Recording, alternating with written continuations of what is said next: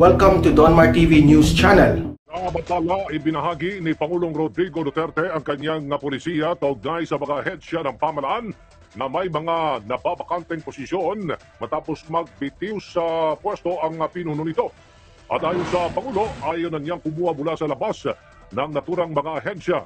Kaya't kung sino ang susunod na pinakamataas na opisyal sa nagbitiw na pinuno, yun umano ang otomatikong officer in charge. Pinakabagong nag-resign sa kanyang pwesto si dating FDA Director General Eric Domingo na pinalitan ni FDA OIC Dr. Oscar Gutierrez.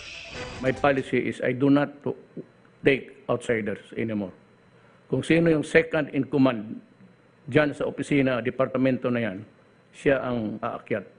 No more outsiders para mas madali. Yung may alam na talaga, are those working permanently there. They are the ones. Total, pagdating ng bagong administrasyon, mapapalitan o they will go back to the same original position that they have occupied. Former Senator Bongbong Marcos binasag ang pananahimik at hinamon si Senator Manny Pacquiao na patunayan ang kanyang mga sinabi patungkol sa mga Marcos.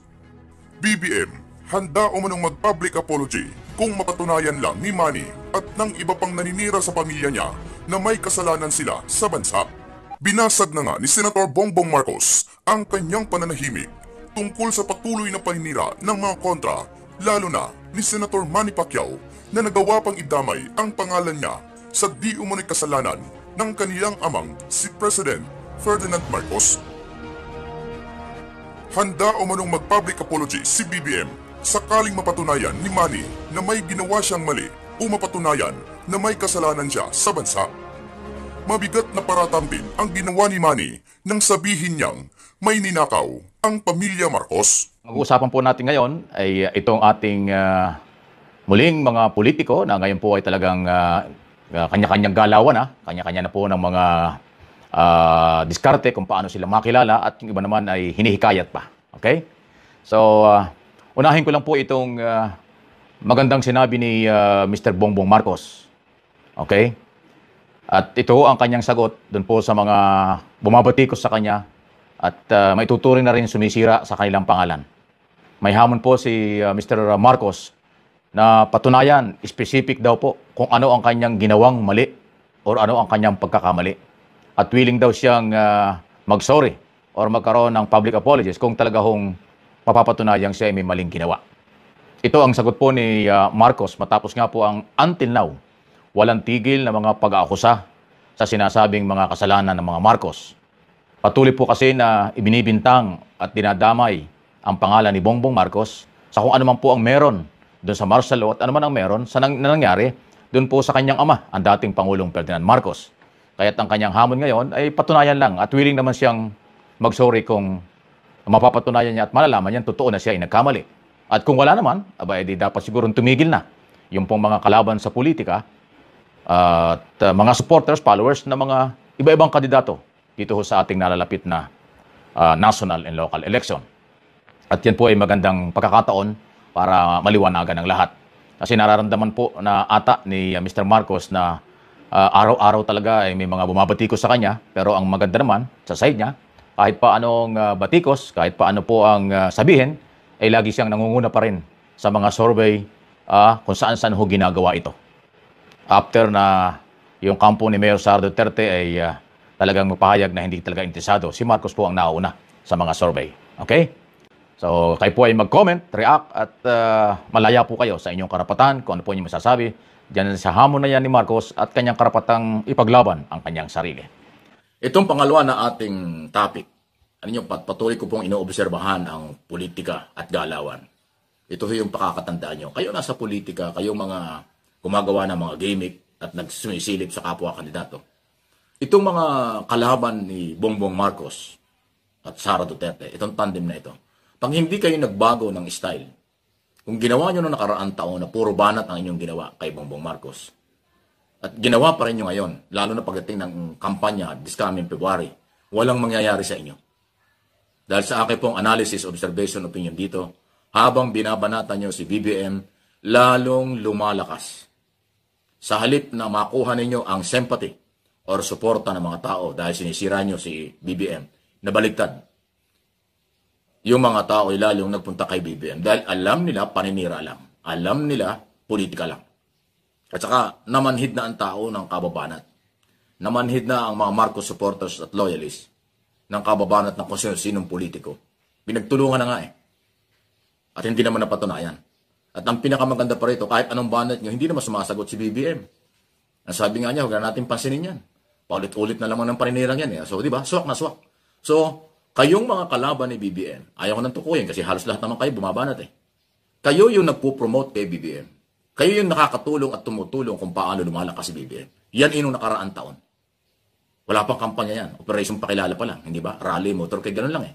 Pagdating ngayong February, pag hindi kayo nagbago, at ganyan pa rin ang style nyo, lagi nyo sisilipin yung 30 years ago, 35 years ago na mga isyo, at sa kasalukuyan, walang mangyayari. Lalo nyong tinutulungan, nakakatulong pa kayo sa pagre-recruit at voluntaring hinahanap si BBM sa mga galawan ng kalaban sa politika. So, kailangan po pagdating ng February ay mga plataforma na kung ano ang inyong kayang gawin, dapat gawin sa mga problema ng bansa. Pag pumokos kayo na laging banatan si BBM, kayo ang nawawalan ng supporters, kayo ang nawawalan ng sympathizers, lumilipat, automatic. Kahit na yung mga undecided voters, sa halip na makuha ng oposisyon, okay, nakalaban ni BBM, lalo pa nagpupunta kay BBM. Iyon ang aking pong observation nitong mga nakarang araw at itong pagpasok ng bagong taon. Mabuti nga ngayon, naglaylo muna ang mga operation pakilala kasi nga po may pandemic. Pero hopefully February, sa pag-umpisa ng kampanya, papayagan ng COMELEC. Baguhin na po ninyong style. Yung unity, pagkakaisa, yan ang kailangan ng bayan. Pero huwag yung gayahin yung ginagawa ni BBM Sara kasi sila na ho yung merong slogan ng national unity, ang solusyon sa bayan. Yung ibang kandidato dyan, hindi naman ho kung ayaw, hindi ko naman sinasabing advice ko ito sa inyo kung alam kong hindi naman yung kailangan, ay yun yung style sa kampanya noong nakaraan or paninira, hindi na ho nabebenta yan. Wala na. Okay, kaya asahan natin tuloy-tuloy lalakas si BBM. Tuloy-tuloy na mga Marcos supporters ay talagang matindi sa Luzon, Visayas, Mindanao at sa abroad. So, ayan po yung aking observation at analysis sa mga nangyayari sa kasalukuyan. Marami pang pwedeng mangyari. Hamon ni Senador Manny Pacquiao ng face-to-face debate at handa daw siya na harapin ang mga kalaban niya dito sa Pampanguluhan sa 2022. Maging si dating Senador Bongbong Marcos, hinahamon din niya at siya daw ay nakaprepare dito sa debating ito. Yan ho ang sinasabi. Pangalawa ng ating maging topic ay ito pong may kaugnayan dito sa sinasabi po ng kampo naman ni Mayor Isko Moreno na ginagaya daw ng ibang kandidato ang kanilang mga idea. So, yan po ang ating pag-usapan ngayon. Tulad po na sinabi ko, hinahamon po ni Senador Pacquiao ng debate at siya daw ay nakahanda na. Huwag daw yung online. Hindi daw siya papasok dito kung hindi niya alam ang kanyang gagawin. Yan ang sinasabi. Ibig sabihin, nakaprepare daw siya para ho sa Pampanguluhan at anuman ang maging topic dito sa regular na ginagawa na debate kapag ho merong presidential o national election na ginagawa ng COMELEC at ng pribadong sektor. Maging si dating Senador Bongbong Marcos ay kaya daw niyang harapin. So yan po yung hamon itong kampo at mismo ni Senador Pacquiao. Kaya't alam ko na magre-react kayo dito, magko-comment kayo rito at okay lang kung ano po ang inyong pananaw dito. Kaya ba ni Manny Pacquiao na makipagdebate? Meron bang sapat na kaalaman talaga si Manny para sa debate at mga programa para sa national government at para sa ating lahat? Kasi po sa debate na ini-sponsor ng COMELEC, diyan po malalaman natin ang magandang plataforma o kung sino may magandang programa para sa bayan at kung ano ang kanilang pwedeng magawa sa maraming mga problemang kinakaharap ng ating bansa, ekonomiya, pandemya, peace and order, okay, graft and corruption, krimen, at illegal drugs, at marami pang iba. Pag inisa-isaw natin talagang marami yan.